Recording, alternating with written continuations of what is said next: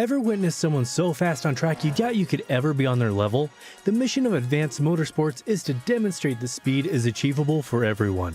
With the expertise of some of the best sim drivers in North America, we are set to release free content on social media and comprehensive guides on our website. For those seeking the ultimate experience, our Advanced Motorsport Institute and personalized coaching sessions are the way to go. No matter your level of experience, we invite you to follow us on our social media to learn to be fast.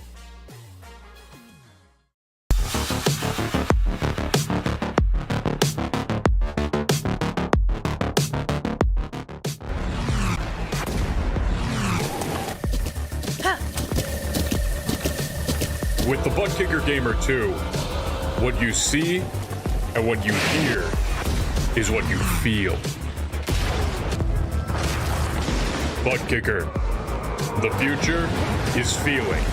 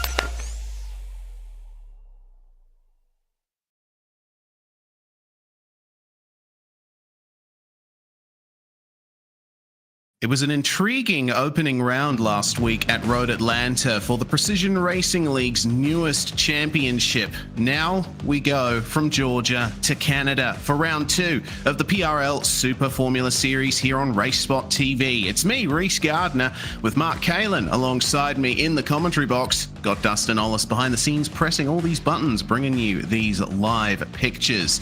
What a fantastic venue to come to for our second round here, Mark. Montreal, an open wheel circuit, full and through. The circuit Gilles Villeneuve playing host to the Formula One Canadian Grand Prix for going on 40 years now. Certainly is an entertaining track, plenty of overtaking opportunities. I'm excited for this.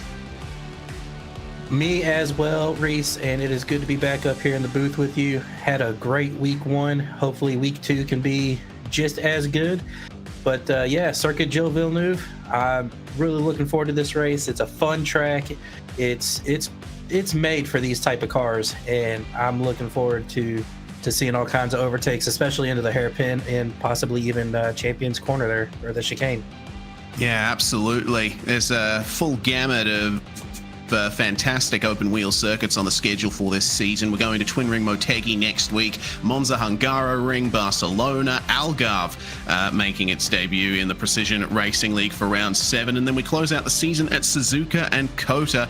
Certainly going to be a fantastic schedule, and we hope that you mark those dates in your calendar for the full season. This is how things stand coming into round 2 for the AM class. Jake Vasconcelos and Kevin McPherson are the 2 YS Motorsport cars there at the top, only separated by a single point. Alex Gouillon only 3 points behind, with Strykars and Jasper rounding out the top 5, standing still very close coming out of round 1.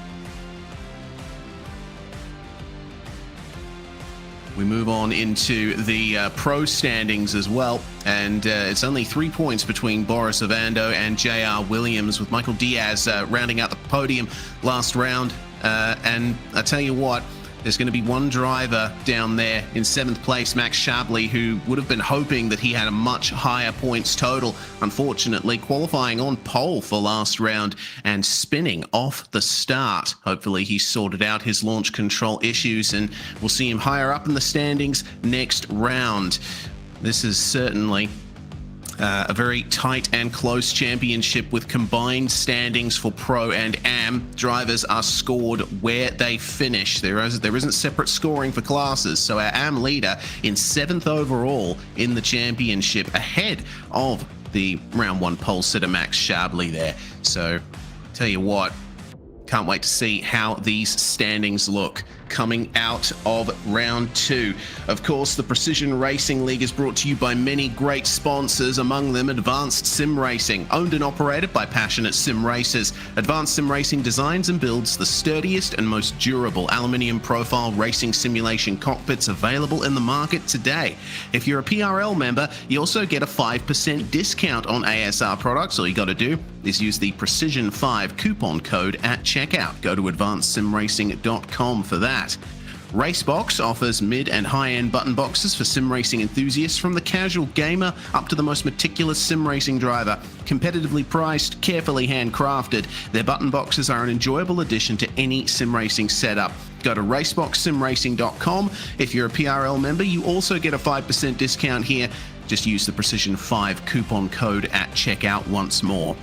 The Butt Kicker. Butt Kicker products add incredible immersion and realism to every game. Feel every nuance and truly put yourself in the driver's seat. Check them out at thebuttkicker.com. They're on Facebook, Twitter, and Instagram as well. Moradness is a performance lifestyle brand motivated by motorsport and founded by professional race car driver Daniel Morad. They're on all the socials: Facebook, Twitter, Instagram, Discord as well. Also their official website at moradness.com. Can't forget Mr. Hedge iRacing photography. Capture your finest, proudest, or simply worst moments from your hobby in up to 8K resolution. Great addition to any sim room. MrHedge.co.uk. On Facebook is Mr. Hedge Simtography. Mr. Hedge iRacing photography on Instagram. Finally, of course, Advanced Motorsports. Get ready to learn to be fast with Advanced Motorsports. Follow them on their socials: Facebook, Instagram, YouTube, TikTok, and Threads to become a better driver. Well, we move on into the racing portion of this evening, Mark. We're in qualifying at the moment, 9 minutes remaining on the clock. Currently, it is Michael Diaz on provisional pole position, but not by much. Actually looks like a lot of the AM drivers are very fast tonight. Yeah, we got Jeff Groff and Kevin McPherson up there in the top 4 with the AM class. Just about a tenth separating the top 4 drivers currently.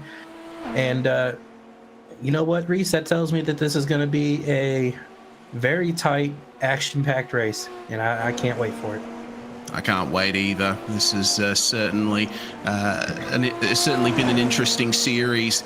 We've only just gone through the first round as Groff crosses the line on his second qualifying lap, and looks like he's just improved a little bit there. Now 2/1000ths behind Michael Diaz at the top of the standings. Jeff Groff looking very fast here today. He would have been on for a top 10 overall finish at Road Atlanta last round. Unfortunately, he got rear-ended towards the end of the lap at some point during the race and lost his rear wing. Then he had to come in for repairs, and he ultimately didn't finish where he arguably should have.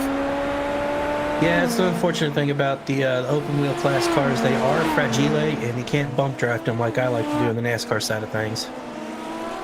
Indeed, you got to give each other the requisite amount of space, which can be difficult in cars as fast as these around a circuit like this. Of course, if you're familiar with motorsport, you probably know the circuit Gilles Villeneuve. It's a temporary circuit. It's built permanently, but it is used by the public for most of the year in the park on Ile Notre Dame, which is a man-made island in the St. Lawrence River in the capital of Quebec. There's a lot of history to this place. It's been hosting racing since 1978, but the history of the island actually goes back a little further than that. It was built for Expo 67. Valenzuela Uribe, Pablo, number 32, goes to 6th spot meanwhile. Just a nice improvement there. Boris Ovando, meanwhile, winner of the first round of the championship. Down 14th at the moment, 4/10ths off. He'll be looking for some improvements. Yeah, he will for sure. And I was actually speaking with Boris and Mr. Diaz before tonight's race, as we see JR just crossing the line, getting 2/10ths or about a 1/10 and a half up on Michael Diaz for pole position currently. But I was talking to Boris and Michael, and they were saying that, well, Boris was saying that he didn't buy the track until today, so he's going to be struggling for pace. And then also, Reese, I just want to point out that our last week's pole center, Max Shabley, has only been able to manage 18th so far on the timing sheet. Yeah, it's looking like a very mixed up field. We do apologize. A technical issue behind the scenes means that JR Williams is showing up as an AM driver, but he should be in the pro class with the blue number. But we'll make sure to highlight that for you whenever we're looking at JR on screen, and we should hopefully have that fixed for next round. JR was incredibly quick at Road Atlanta, got second place, and he'll be very happy with that time there as Jeff Groff improves again. Man, Jeff is looking super quick here. He's been in the top two pretty much the whole session so far. Only 5 minutes to go. There's not much time for the likes of Michael Diaz, Boris Ovando, and Max Shabley to get themselves up the field here. Yeah, we're coming up on 5 minutes left in qualifying. And if Jeff wasn't out there by himself, I'd swear he has a chain attached to JR Williams' car right now, because he's only 1/100th of a second off, and that is a mighty fast lap. Indeed it is. Tyler DeZube, meanwhile, working his way through the back half of the track, coming up to the hairpin. This is the infamous spot where Robert Kubica had his massive crash in 2007. That's one of the most iconic motorsport crashes of recent history. But DeZube with a nice exit out of the hairpin, currently sitting in 10th on the timesheets. 1:18.8 is the time to beat. And, well, Frankie Arvello only a 10th ahead of him, more or less. So we'll see what he can do coming through the final chicane. Manages to avoid clobbering the wall of champions on the way out. What is the time here from Tyler DeZube? 1:18.87. So it is going to be an improvement, but nothing doing in terms of position. What about Jeff Groff, leader of the AM class here? There's going to be plenty of hope riding on this lap here. Will it be enough to take overall pole position? Well, he's certainly hoping so. And frankly, I think it'd be awesome to see an AM driver stick it to the pros and put it on pole position. Yeah, certainly. Looking at the timing sheet, Reese, I noticed JR just put in an 18.2, so he's gone even 2/10 faster. Yeah, JR Williams seems to be fully in tune with the car and the track here. On board with Groff coming down the back straight here. This is one of the places where we do have, are going to have use of the overtake button in the race. Reminder that drivers will get 200 seconds worth of extra power during the race that they can deploy whenever they want, but they have to wait 100 seconds in between deployments. And look at this, wow! 18.200 for Jeff Groff, and that is going to be overall pole position for an AM class car. And that is massive, Reese. I almost thought he got into the wall of champions there on the exit of the chicane. But it looked like he managed to keep the tires off the wall, and wow, what a massive lap from Jeff Groff.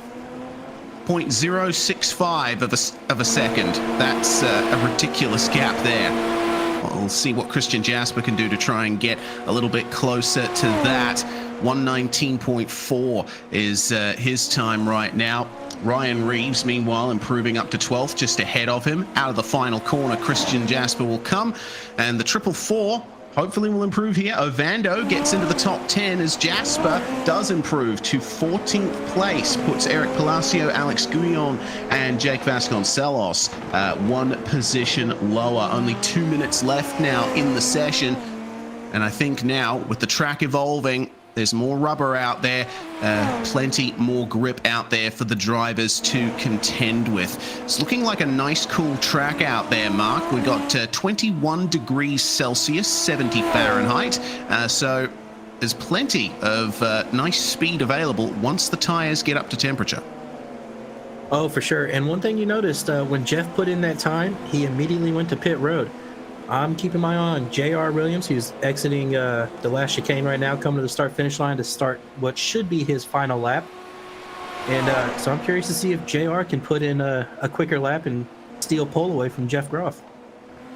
Yeah, it would be a bit embarrassing for the pros if one of them wasn't on pole position. Looks like JR's just spun out of turn 2, so that lap's over. Meanwhile, improvement for Pablo Valenzuela Uribe, up from 8th to 6th. Nicely done there. Small gains, but they are worth a lot in these cars. Michael Diaz, meanwhile, in 4th and trying to improve here. He was a late sign-up for the series. He only got in a short time before the start of round 1. Through the final chicane he comes. He did get a bit of slipstream, might have made a bit of contact with the wall there, but I don't think so. There goes Michael Diaz to the line, and it is an improvement. Gets up from 5th to 3rd. Very nicely done. That's going to be roughly the same as where he started at Road Atlanta.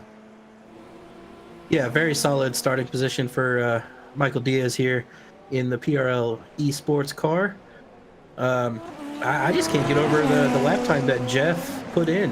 A 0.2. Yeah, that's mighty impressive. And looking forward to the start of this race. Yeah, I'm looking forward to it too. Well, the timer will end for qualifying, but anyone currently on a lap will be able to complete it. First will be Pablo Valenzuela Uribe. 6th place right now, has to beat a 118.5 to improve. And he does by a good margin, 118.3, and that is good enough for 3rd. Michael Diaz will be off the top 3 here. What about Tyler DeZube? He does improve by a 10th and a bit, gets up into 7th. He was outside the top 10 before that point. Fantastic stuff from Tyler. Loving these late improvements that we're seeing. Yeah, it was a massive improvement for Tyler there. Good improvement of 5 positions. Definitely going to help when it comes to starting the race.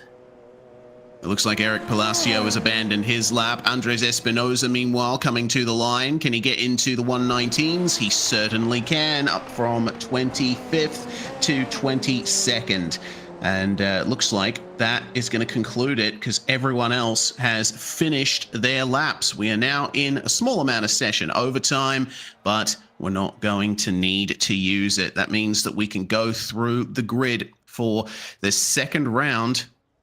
We shall see right after this replay that we're being told is queued up. This is Tyler DeZube, who, whoa, man, that was obviously an improvement that didn't come without a bit of a scare. Yeah, scared indeed. At least I would have been. I would have needed a new pair of britches. Indeed. Let's see how many new britches we need at the end of lap 1. Let's see the grid for this next round of PRL Super Formula. Jeff Groff, M-Class on pole position, starting alongside J.R. Williams. Pablo Valenzuela Uribe and Michael Diaz on the second row. David Sirra and Kyle Lamb will round out the top 6. Tyler DeZube and Steve Baker, 7th and 8th. The top 10 will be rounded out by Kevin McPherson and Frankie Arvello. And Boris Angelo Vando, winner of race 1, will start out of 11th alongside Eric Palacio. Mark, going to be a tough race for him. Yes, it's going to be a tough race for a lot of these guys, as we see row 7 here with Blake Ziti and Ryan Reeves, teammates on that row. Christian Jasper and Alex Guyon in 15th and 16th. Max Shabley with I'd have to say a disappointing qualifying effort for him in P17, and Jake Vasconcelos in 18th. 19th, we have Brett Thurman. 20th, Andrew Ellis. Damian Benke and Andres Espinoza, in 21st and 22nd, respectively. Dave Peterson and Sean Duhamel, sorry if I butchered that name, rounding out your top 24. Neil Alexander and Hugo Galaz on the 13th row of the grid. Evander Jonesy field starts alongside Cristobal Valenzuela. Barry Cochran and Drew DeWeese will round out the top 30. There's only one other car on the grid, and it's Matthew Cherwick, who is 3.9 seconds off the pace. Just couldn't get the lap in that he wanted. Well, everyone is now on the grid and waiting for the call. And it's this very intense build-up here. A few grid spots free, just waiting for those last couple of drivers to filter onto the grid. It's all about the launch control. These cars do have a launch control system, and you have to nail it. You can't get the wheels spinning too much, otherwise you'll see what happened to Max Shabley at Road Atlanta, starting from pole and immediately spinning into the wall as the field went by. So Jeff Groff will have all of the pressure on him here. J.R. Williams, who was fast at Road Atlanta and was chasing down Ovando at the very end, trying to take the win. Plenty of drama to come, plenty of action to come, plenty of hard racing in the PRL Super Formula Series, which is starting momentarily. The revs rise, and we'll see who nails the launch control application. Green flag flies, and we are away. Jeff Groff doesn't get the best of starts there. Immediately, J.R. Williams gets to the lead of the race, diving down to the inside. One of the Precision Racing Esports cars of Boris Ovando. He goes wide, coming into turn 2. Gently does it. This is where the track narrows up. This is where some of the biggest incidents in the field will happen. Sean Duhamel starting from the pits as the field makes their way through the chicanes, through the twisties for the very first time. Yeah, and this is where everything is having to call for extra caution because the tires are cold. So they got to wait for these tires to heat up. Should take about a lap or two, and then they can start pushing and challenging each other for positions. But at the same time, with it all grouped up, it's also a good time for grabbing spots. Certainly is. J.R. Williams is running away at the front of the field right now. Leads by 1.4 seconds as they make their way into the hairpin. And Michael Diaz making his way up into second. There was an attempted pass by Ovando on David Sirrar there for 4th position, but he had to back out of it. Side by side through some of the field on the way down to the chicane. Steve Baker versus Tyler DeZube, the two cars side by side right there. And it looks like DeZube is going to yield coming into the chicane. Does anyone hit the wall of champions on the way out of the final turn? It looks like we're more or less okay there, but there's a side-by-side between Jake Vasconcelos and Ryan Reeves for 15th place. That has brought everyone behind them into contention. Big train of cars in the midfield.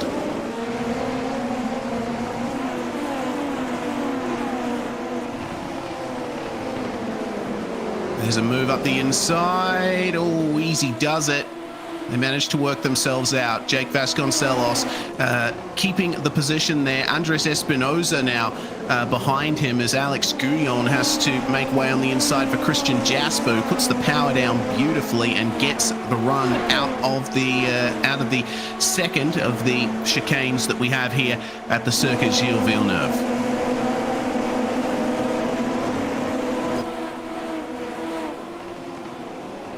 Gently does it into the chicane meanwhile, and into the hairpin too. Side by side for a couple of positions. Steve Baker and Tyler DeZube were side by side for a moment. Same for Frankie Arvello and Eric Palacio. Looks to me like two teams making their way through there. And look at this, side by side, Pablo and Max. Max Shabley trying to get it done up the inside, and oh my goodness, Uribe has to make way for that. That's a slowdown penalty for the number 32. Shoved it up the inside, just couldn't get it done. Yeah, that seems a bit over aggressive right there, but you know, Pablo having to pay the ultimate price, losing 2 spots here. But hey, it could have been worse. He could have run into something and got damage on the car. So kudos to Pablo for noticing it coming and taking avoiding action. Jeff Groff, who started on pole position, is now falling down the field here. Steve Baker on the overtake. Look at the flashing light there on the airbox above the driver's head. So Steve making sure that he gets that move done nicely. Now Jeff Groff has to deal with a very angry train of cars behind him. Palacio, Shabley, going all the way back to McPherson, Ziti, and Reeves. This is very interesting as, oh no, big contact there. Frankie Arvello and Kevin McPherson around too there at the hairpin. Oh dear. This is pretty massive. Looks like Jeff Groff and Frankie Arvello came together at the hairpin there. It's a bit of an issue that might have to go to the stewards. Yeah, it's most definitely one of those incidents that'll be looked at by the stewards. And really unfortunate there for McPherson. He had a very fast car in qualifying, and was looking forward to having a good run from him tonight. Jeff Groff has pretty heavy damage. This is the onboard here. Looks like he might have gotten some contact there, did Kevin McPherson. The incident between Jeff Groff and Frankie Arvello looks like just a bit of a botched pass. Arvello locked up on the way into the hairpin to try and make the pass, and now Jeff Groff is dealing with damage, which is going to make things even worse for him. Yeah, damage is never going to make anything easier for you, especially in cars that are this finicky. And I'm just taking a second to look on my own screen between Jeff and Frankie. Frankie just locks up and slides into Jeff's path, and Jeff has nowhere to go. Yeah, that's the issue you face here at the hairpin. It's Tyler DeZube making the move on Max Shabley. Both of them looking very fast, but Shabley trying to get as much momentum as he can around the outside. The hairpin of Montreal is one of those places where if you're on the outside, you can actually take more advantage on the exit because the track widens quite a bit. Meanwhile, Jake Vasconcelos, the next driver to make his way past Jeff Groff there, coming into the final corners. Groff still dealing with damage to the right side of his front wing, so his pace is already quite compromised. I'm not sure if he knows about it though. Yeah, that's unfortunate with these cars as well. You can't see the front wing, so you have no idea unless you have the damage button checked for your spotter to be able to tell you what you have damaged on your car. As I'm watching Andres Espinosa line up a pass on Jeff Groff right now. Yep, and Groff makes way on the inside. He'll try and defend the position, but the overall grip of that car massively compromised. Pablo Valenzuela Uribe now joins the fight, and we see Christian Jasper in the midst of all of this as well. Jasper having to keep an eye out for Alex Guillaume behind him for the time being.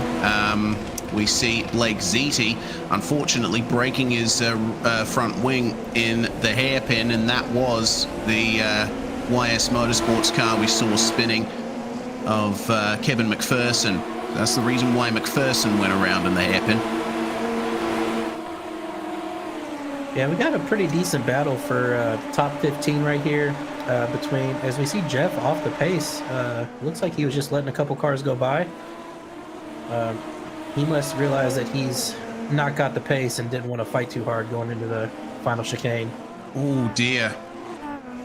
So that looks like Brett Thurman, no, Alex Ellis. My apologies, Alex Ellis spinning at the final corner there.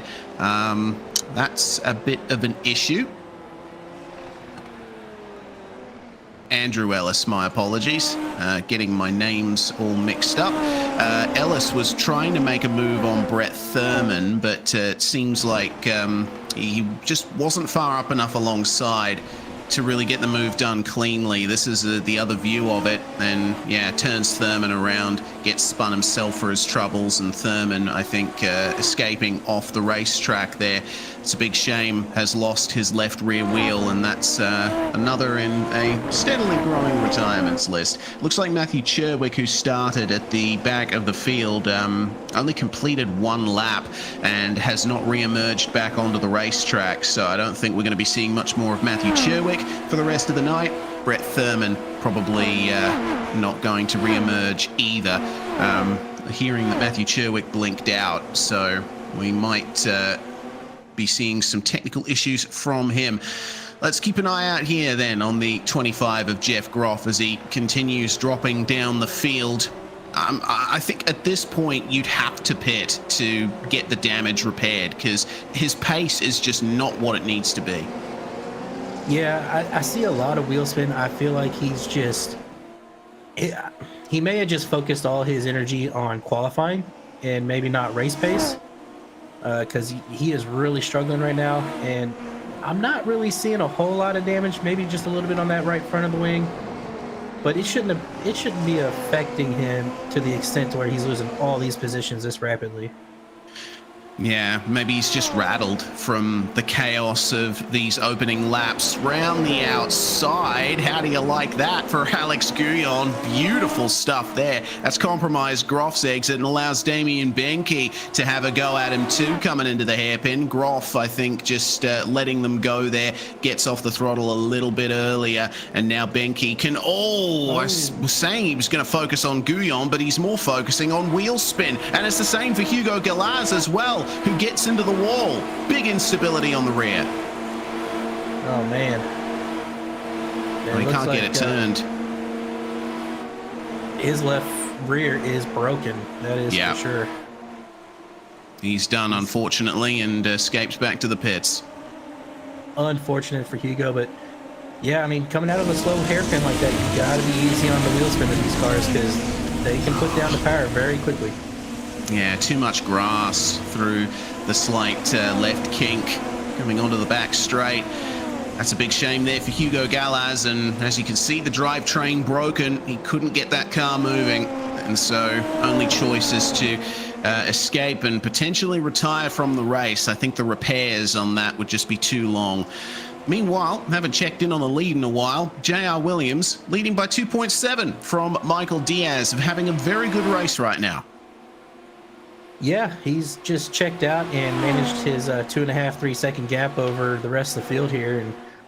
And while we have a second, I just wanted to point out that started P17, Mr. Max Shabley, already up to P9. Just, capitalizing on other people's mistakes and keeping his car clean. He's having a solid run so far.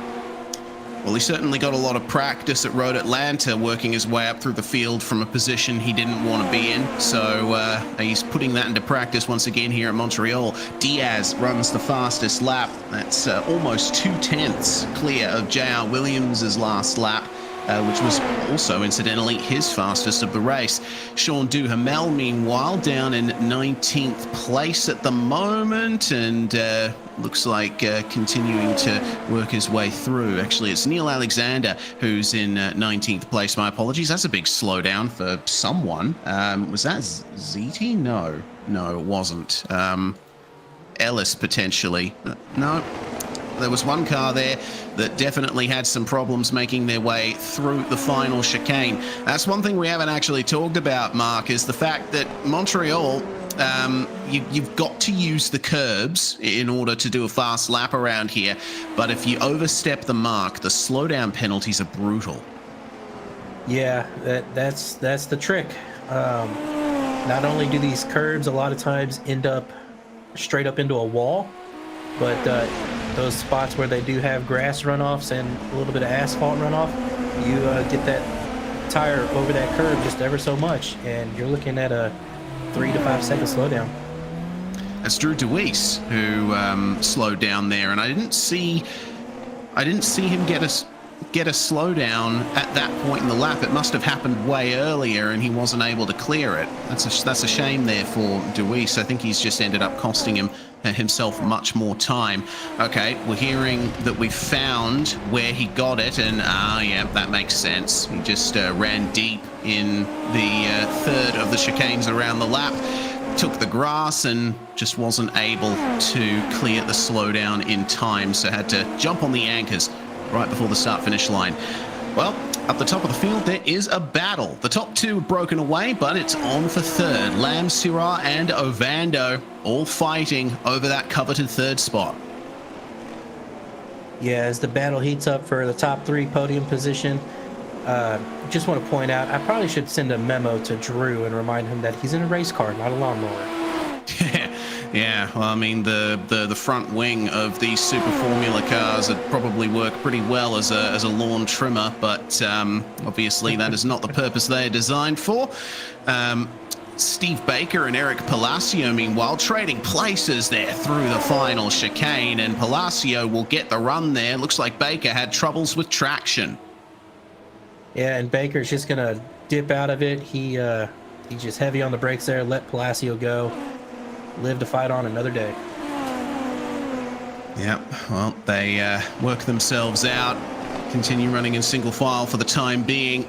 there's not much of a chance of making a move through this section. The corners come thick and fast. If you're in a slower or less aerodynamically dependent class of car, then you might be able to make some moves here around the middle of the lap, but in a Super Formula car, you just haven't got much time to think about making a pass. You're focusing too much on keeping your corner speed up. Yeah, and looking back a little bit further in the field for 9th and 10th place, Max is under heavy pressure from Frankie Arvello as they exit the second fast chicane heading down to the hairpin. Yeah, Frankie's been putting in consistent faster sector times, and I think he'll be looking for a move coming down the back, the long straight.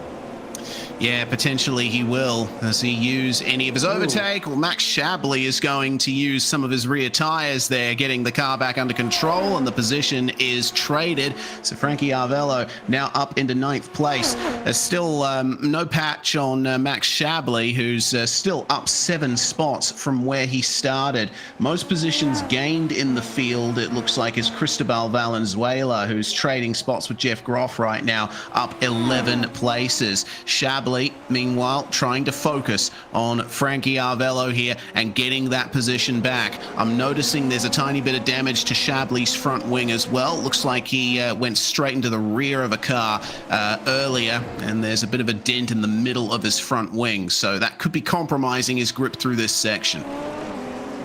Yeah, I didn't even notice that before, Reese. It's a good call out. Yeah, damage never helps. Yeah, of course, these cars are top-level open wheelers, at least in Japan, so very aerodynamically dependent.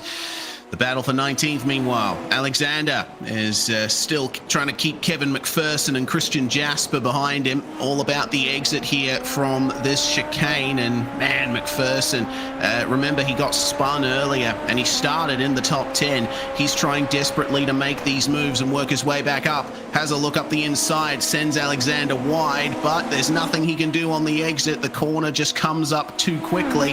Will it be the hairpin where we see Kevin McPherson making the move? Alexander stays on the racing line, and that's very deep behind from Evander Jonesyfield, just avoids getting into the back of Christian Jasper there. Now it's time for the slipstream down the straight to the chicane, and Kevin McPherson is on the overtake button.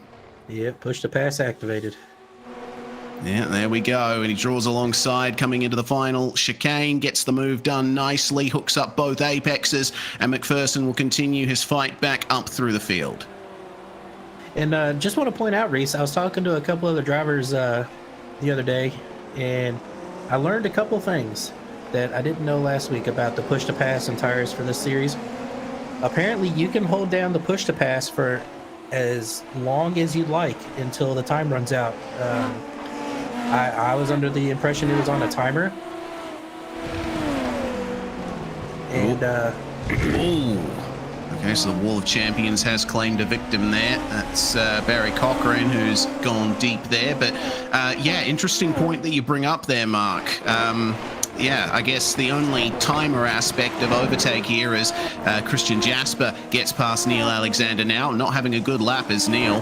Oh, okay, the number 24. Gets in the back of Neil there just a little bit.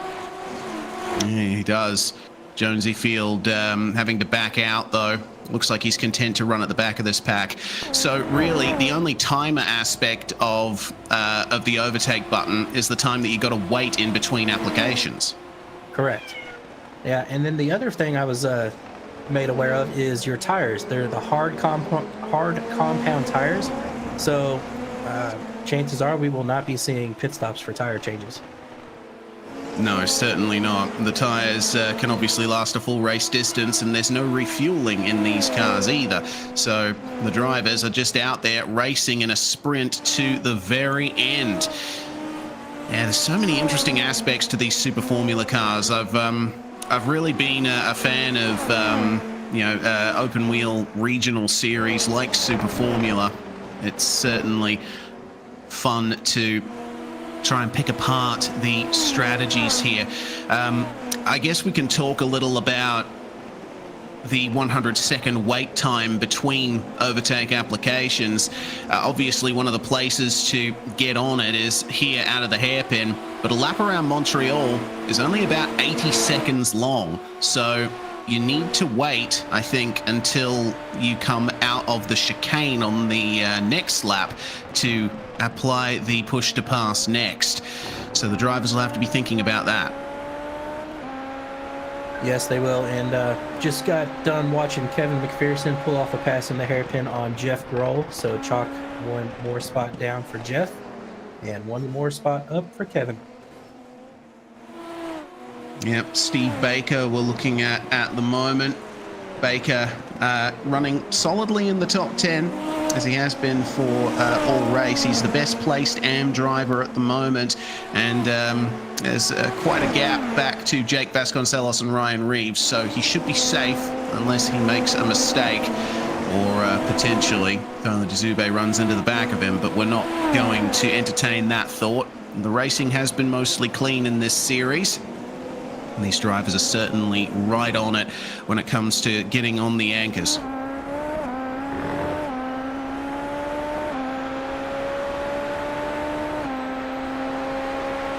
So coming down the back straight here, DeZube, I think, not using overtake right now. Oh, yeah, he's timed out. You see the flashing light there on the steering wheel. That means that he's in cool down mode and has to wait 100 seconds before push to pass is activated again. Meanwhile, Pablo Valenzuela Uribe, it looks like, has just made his way past Ryan Reeves and is edging further towards the top 10. Remember, Uribe down 9 spots from where he started right now. He's obviously had plenty of issues here in the opening laps, but is desperately trying to make that time up. Yeah, and for the most part, these drivers are keeping it very clean and racing very hard. We didn't see any massive pileups like we did at Road America last week, where we saw 12 cars involved. But yeah, I think the racing action so far has been astounding, Reese. And yeah, I'm here for it, man. Yeah, I'm here for it too. Really loving it. And I always love watching racing at Montreal. It's one of my favorite tracks, both to drive and to spectate. The gaps have extended a little bit throughout the field. We're not seeing much in the way of desperate moves like we saw in the opening laps, but now the focus goes to drivers who are trying to make up places. Eric Palacio, Steve Baker, and Tyler DeZube here at the moment, and looks like Steve has not had a good time coming out of the final corner there. Opens himself up to an attack from DeZube. A little bit wide in turn 2, slight lock up as well, and DeZube will see that. He'll know that there's potential for a move to be made. Yeah, anytime you see a driver ahead of you locking up, it fuels that fire to want to get around them. Andrew Ellis spinning out of the hairpin there. Looks like maybe just too much throttle application. That's a bit of a shame. Ellis now down 8 in terms of places. Cristobal Valenzuela and Kevin McPherson, meanwhile, these guys fighting over, I think, a top 5 there in the AM class. Got to take it easy coming down into this chicane section. It's a very short straight, very short braking zone. Sometimes you can make a move if you play your cards right, as we see the replay here for Ellis. And yeah, he just got on the power too hard. Rear spun up and around he went. Yeah, a lot of drivers having trouble getting the power down, exiting the hairpin there. Very easy to do. Yeah, these cars obviously don't have traction control or anti-lock brakes, and they produce upwards of 500 horsepower from their turbo 4-cylinder engines. The battle intensifying now between McPherson and Valenzuela. Cristobal is still the driver with the most positions gained in the field, up 11 spots. But McPherson obviously started in the top 10, so he's got pace here. Valenzuela a little deep into the chicane, but he manages to keep the speed up coming out of the final corner. We are past the halfway point of the race now, and this is where you need to start being assertive. Yeah, if not for that lockup by McPherson going into, as he lines up a pass going into this first chicane here on Cristobal, and Cristobal's just going to wisely back out of it, knowing he's not the faster driver in this fight. Yeah, smart move there. Allows McPherson to continue on. Maybe Valenzuela will be able to hitch a ride in the slipstream of McPherson, and they can make their way further up. The fight still hasn't changed between Baker and Dzube here, but it looks like Baker has actually gotten a bit of extra pace, and he's starting to catch up to Eric Palacio coming down the back stretch. This is overtake application for him, but it's not quite enough to get the move done. I really thought Baker was going to send it in on Palacio there in the chicane. That would have been a bold move. Certainly would have, and it looks like Dzube collected the wall of champions. So maybe a tiny bit of damage that he has to contend with there. I can't really see much in the way of damage, but it would have been a little hit. Oh yeah, and that was mostly concentrated on the right rear. And Baker just barely missing the wall right there, exiting that chicane with the right rear. Baker is pushing very hard right now, trying to run down Palacio. Palacio seems to have the better corner exit speed, and I just believe Baker's just pushing too hard into the corner, compromising his exits. Yeah, it definitely seems that way. I mean, these cars being so downforce dependent, the faster you go through a corner, the more downforce you have at your disposal. So it's tempting to try and fling it into every single corner. But obviously the tires only have so much grip at their disposal. This fight for 10th is intriguing as well. Jake Vasconcelos trying to get a move done here on Max Chablis. Steve Baker still the leader of the AM class. Vasconcelos is a long way behind at the moment. Looks like something around 8 seconds that he needs to make up. But aside from that, oh, hello. Push to pass there for Tyler Dzube. He almost gets past Baker and spins. Oh no, big problem for Tyler Dzube there.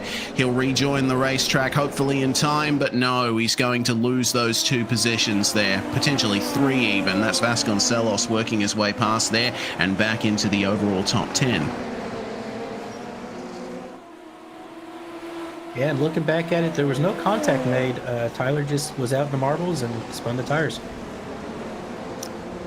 Yeah, shame there, but manages to work his way through without damage. That is Blake Ziti, who's had a problem coming out of the final corner as well. Ziti now down to 24th and 25th as Drew DeWeese makes his way past.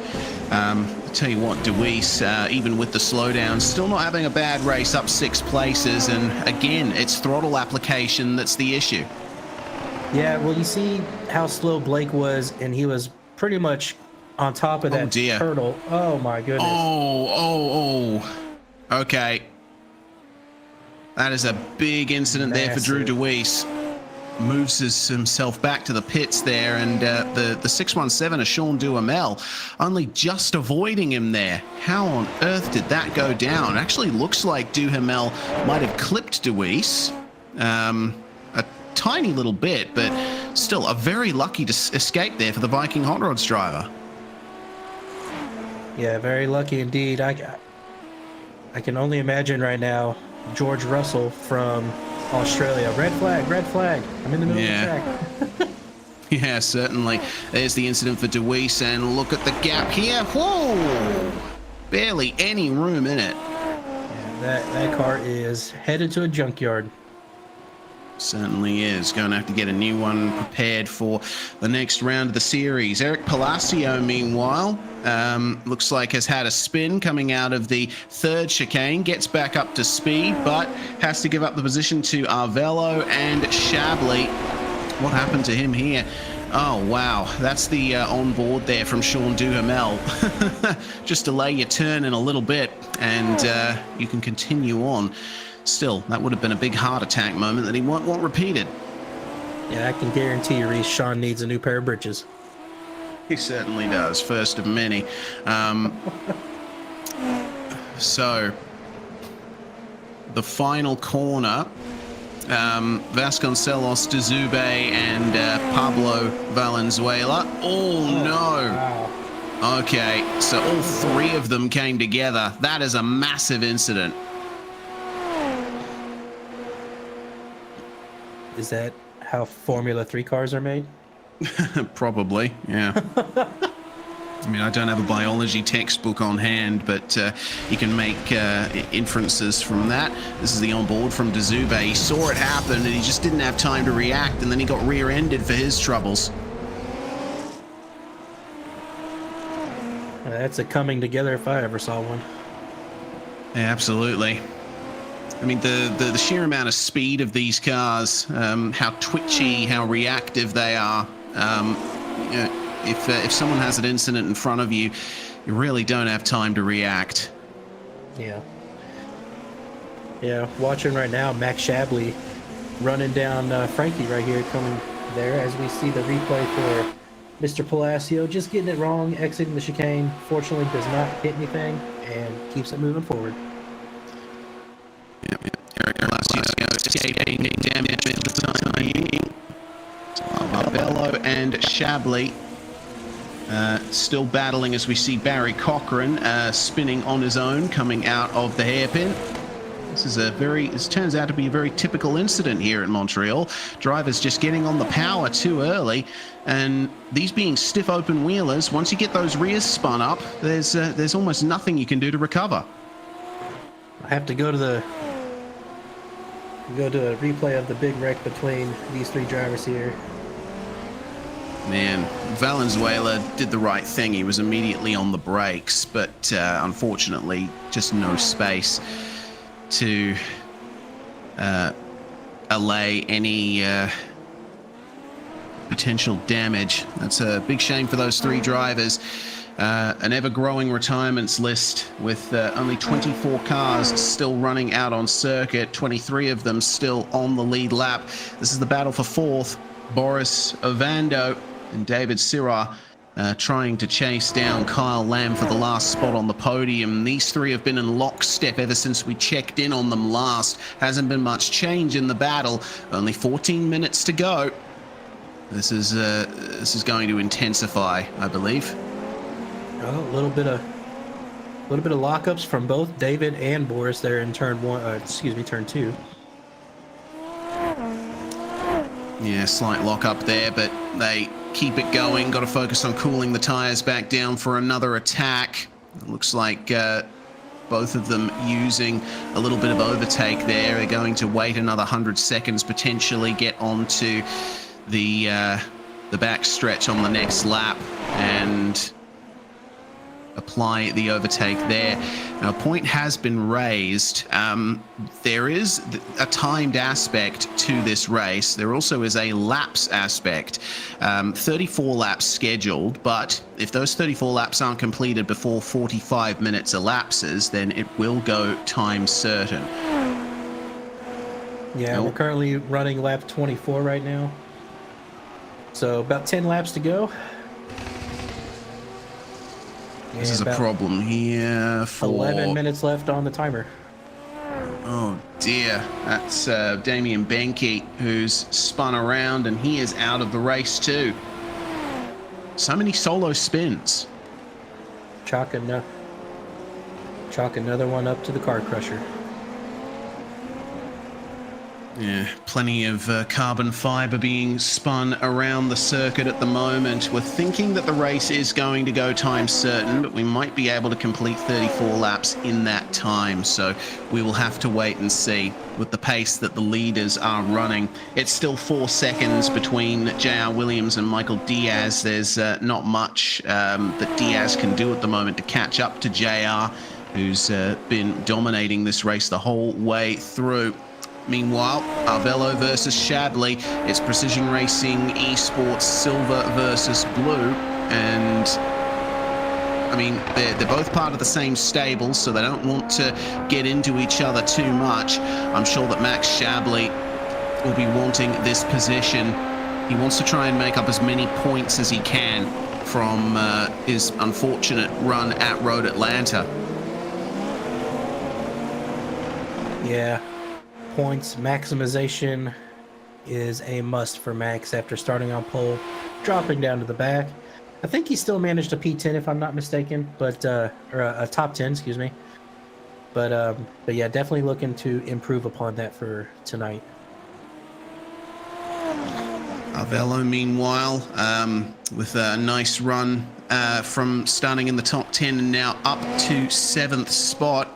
He'll be wanting to keep it himself. Moving further up, it looks like Syrah and Ovando have actually lost touch with Kyle Lamb. Seems like there was either a coming together or a brief bit of side-by-side between them that has brought them out of contention for the battle for third. Ovando, I think, on push to pass here and trying to make up some time, but he isn't able to get past Syrah in time for the braking zone.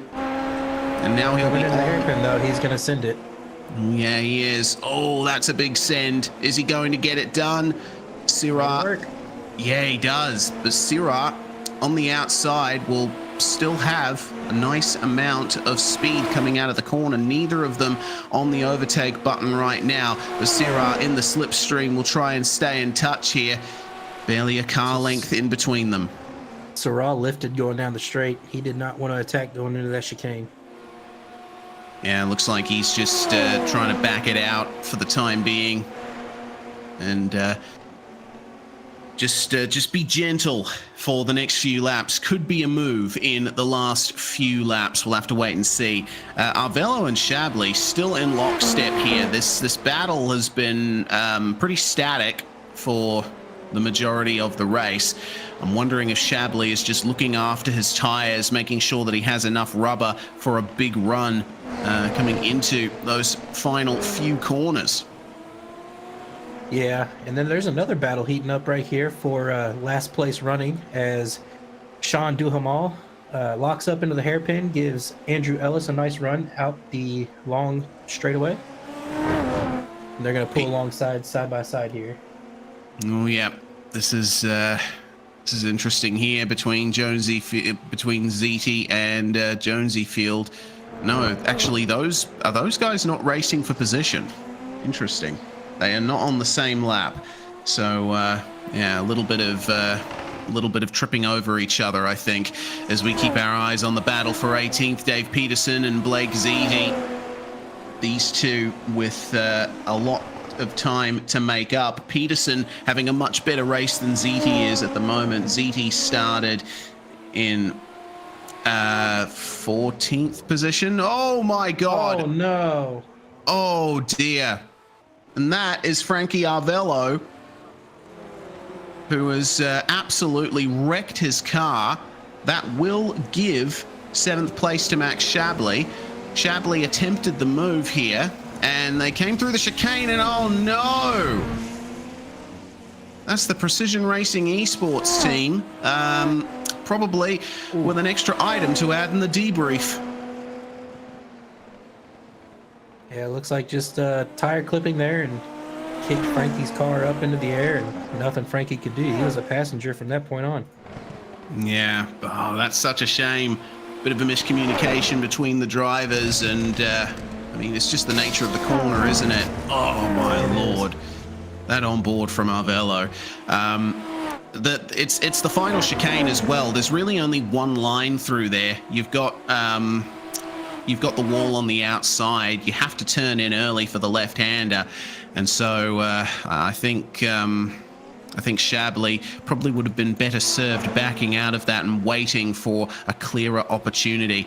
J.R. Williams, meanwhile, taking the fastest lap. Boris Ovando goes even faster, 118.37. Ovando really gearing up here for a big run in the final few laps. Ovando has managed to get past David Syrah and is now chasing down Kyle Lamb. We keep our eye, though, on the battle for 9th. Espinosa and Reeves. Not much between them in terms of pace, but I think that Espinosa will be very happy with how his race has gone. He's up 13 spots. Yeah, 13 position gain is always a good day in my book. Indeed, of course, some of it would have come from unfortunate goings-on for what looks to be 7 drivers who have joined our retirements list. Pablo Valenzuela Uribe managed to make his way back out on track after his after his 5 minutes of damage repair. So good to see that, but he is way off at the moment. He's something like 4 laps down on the rest of the field. Kyle Lamb, meanwhile, holding on to third. The Atomic Racing driver having a great race right now. And I think he's one of the drivers who only just joined the series for this round. So if this is what we can see from Kyle Lamb here, who knows what we'll see of him in remaining rounds. Who knows, indeed. And just watching J.R. Williams here, he's coming up on lap traffic. Looks like Andrew Ellis right in front of him. So first bit of lap traffic of the day as Andrew kindly gets out of the way and lets J.R. continue on about his business. JR is having a fantastic time out there. He's actually gained a little bit more on Michael Diaz. Meanwhile, Christian Jasper and Kevin McPherson looks like just traded spots. McPherson had a little issue coming out of the final chicane we're hearing, so potentially either a slowdown or a bit of a slide. We will find out momentarily. Let's see here. Okay, so he ran deep and overshot, so that's definitely a slowdown there that has granted Christian Jasper 12th place. Well, I'd rather slow down there, Reese, other than hitting that wall of champions any day. Yeah, certainly oh dear. Jasper's turn to overshoot a chicane and lets Kevin McPherson right back by. Could even lose a position to Cristobal Valenzuela, who would have seen this happening in front of him and thought, okay, this is another position I can make up. Valenzuela still most positions gained in the field. Yeah, Cristobal sent it really hard into the hairpin there, trying to make up some time on Christian. And very fortunate Christian was able to hang on to the control of that car, because the front of that car was starting to point towards that wall, and he did a good job to keep it off of it. Well, Max Shabley, in his unfortunate coming together with Frankie Arvello, has gained a bit more damage, and that means Eric Palacio is looking to gain himself. Remember, we saw Palacio spinning earlier. He should be up a bit higher than he is, arguably, but he could still have a go at 7th spot here with 4 laps remaining on the clock. Yeah, Palacio should have the better pace currently with the added damage to Max's car, and with him being in the slipstream, that always helps. So looking forward to this battle tightening up here in the next half a lap or so. Yeah, he's currently on overtake cooldown right now. Has to wait for the queue to get back on it. And he's got a red light up above his head, which means he's actually almost at the end of his allotted extra power. So he needs to be careful about where he uses it. Right, and Max just ahead was using push to pass down that long stretch and is now in his 100-second cooldown mode. So is there anything that Eric Palacio can do to overtake Max Shabley here? Shabley, of course, a very capable driver, not without his errors, of course, but when he's on it, he absolutely is on it. We'll keep our eyes peeled on this battle for 7th place in the field. Only other battle is between Ziti and Alexander for 16th and 17th, but Kyle Lamb is actually feeling the pressure now from Boris Ovando. This will be an interesting fight.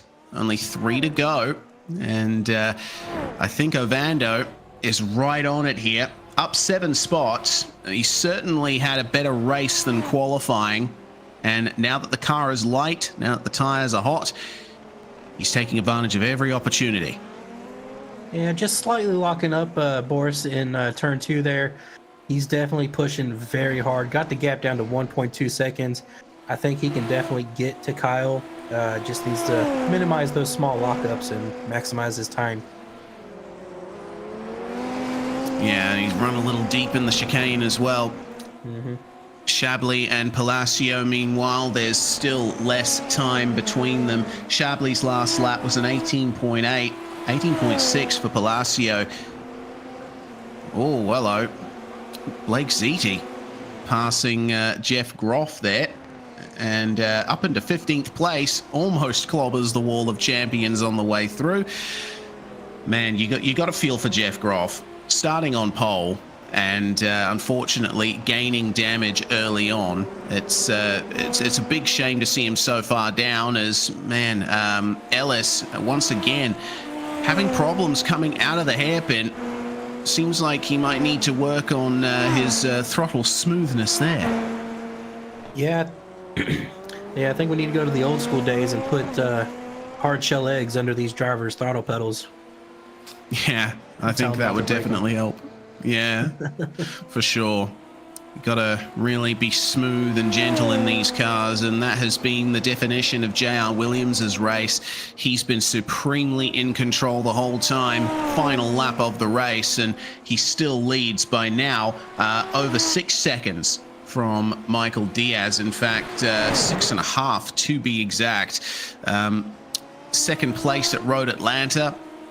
Off to a fantastic start to the season for J.R. Williams, and it seems like the Precision Racing Esports cars, though they had a great race at Road Atlanta, they didn't come to Montreal quite prepared for the assault that J.R. Williams is executing on them here. So this will be a fantastic run of points for the number 13. Just a couple of corners to go.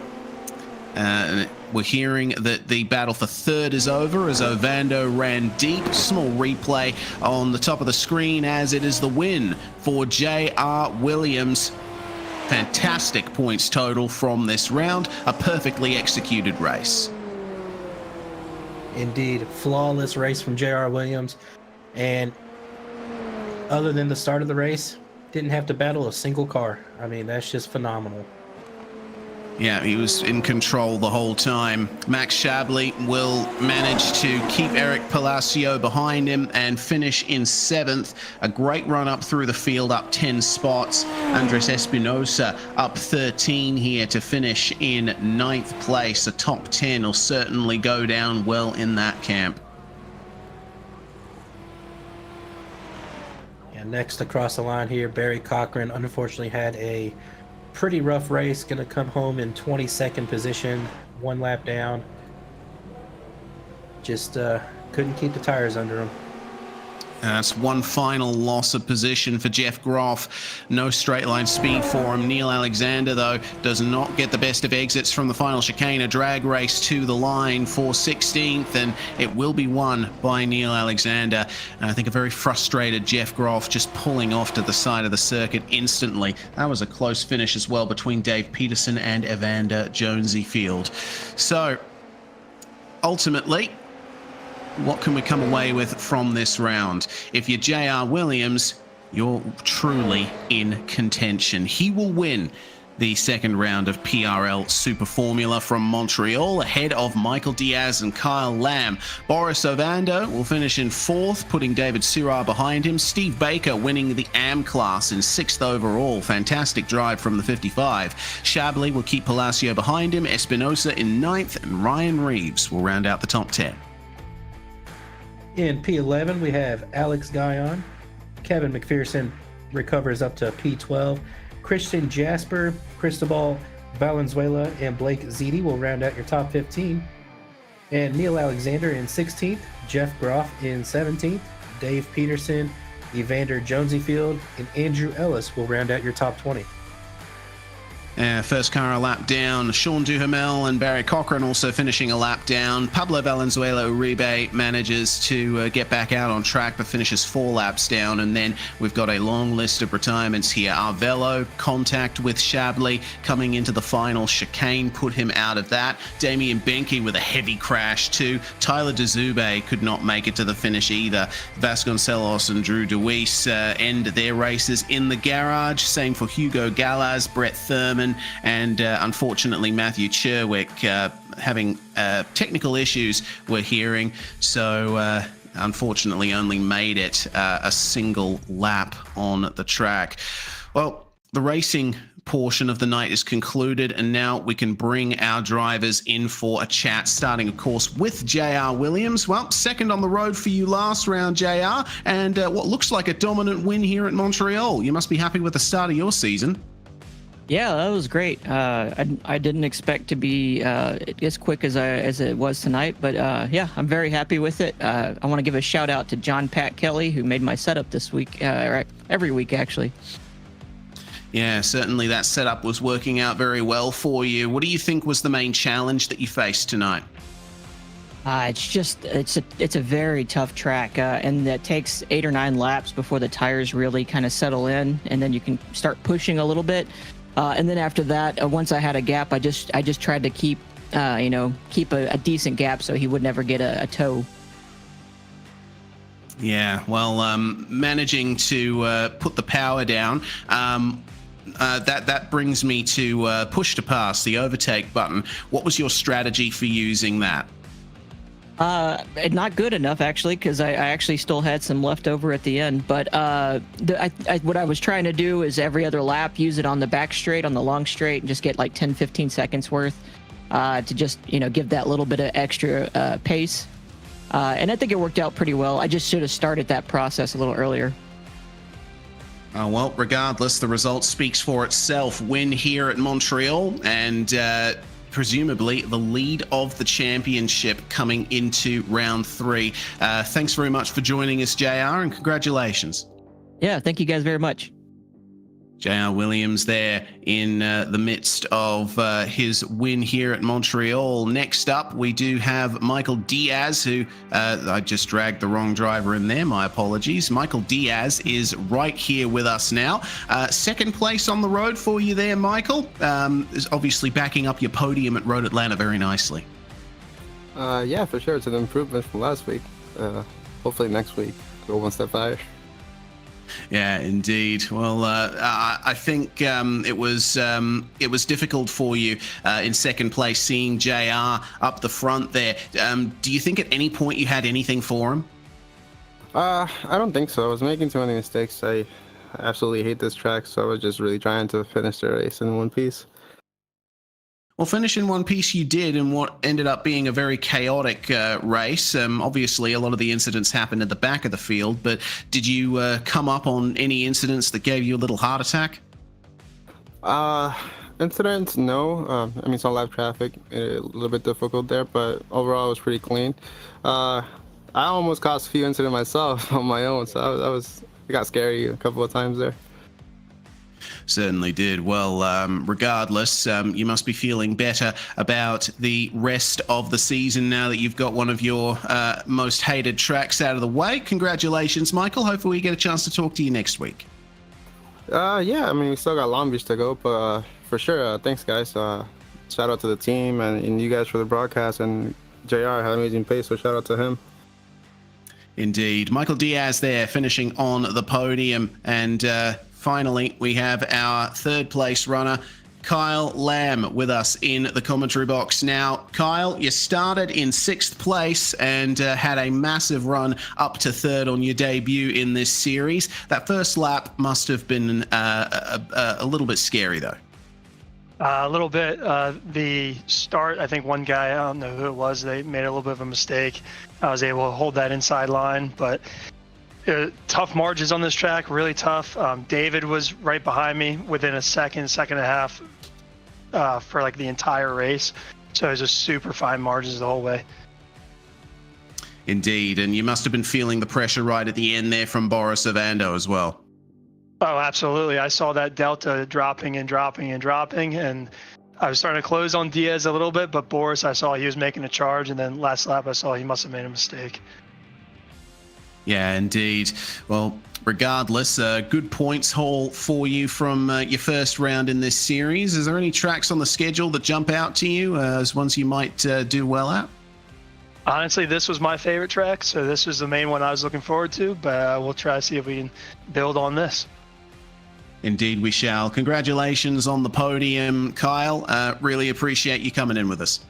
Sounds great. Thanks, guys. All right, Kyle Lamb going to celebrate his podium there. And finally, we've got our AM-class winner with us in the comms box for a brief chat, Steve Baker in the number 55. Steve, big congratulations on that. Looked like you had magnificent pace. Yeah, thank you. That was a lot of fun. Had a lot of fun battling Eric and Tyler out there. and yeah, thrilled with the result. I bet you are. It was certainly a big fight for you. Trying to keep the pace up. Did you feel under pressure at any point during the race? Yeah, absolutely. Being in the middle of, I guess they were teammates. They looked like they were teammates, but being in the middle of those two cars, and we were, about a second apart, all three of us. So definitely a lot of pressure, and just tried to keep it clean and stay out of the wall. Yeah, that was what defined the racing here at Montreal. Well, we send our congratulations to you once more, Steve, and hopefully more big results come in future rounds. Thank you. Steve Baker winning the AM class there, and that's going to bring proceedings to an end for the second round of PRL Super Formula here on RaceSpotTV. Mark, I'm very happy with this series so far, and I'm presuming you feel the same. Oh, 100%. This series has provided all kinds of drama and excitement through 2 races, and we have 7 races to go. I couldn't be happier as a commentator. I was skeptical coming into commentating for this series, just with it being new to the PRL. But man, have they provided a heck of a show so far. Looking forward to the rest of this season. Yeah, as am I. Certainly hope that you can join us for the next round of the championship at Twin Ring Motegi. Be on April the 11th, 9:30 p.m. Eastern Time. Mark that in your calendar and join us here on RaceSpotTV for the next round of PRL Super Formula. Once again, I'm Reese Gardner, Mark Kalin with me in the comms box, Dustin Ollis behind the scenes. Thank you for watching, and we'll see you next time.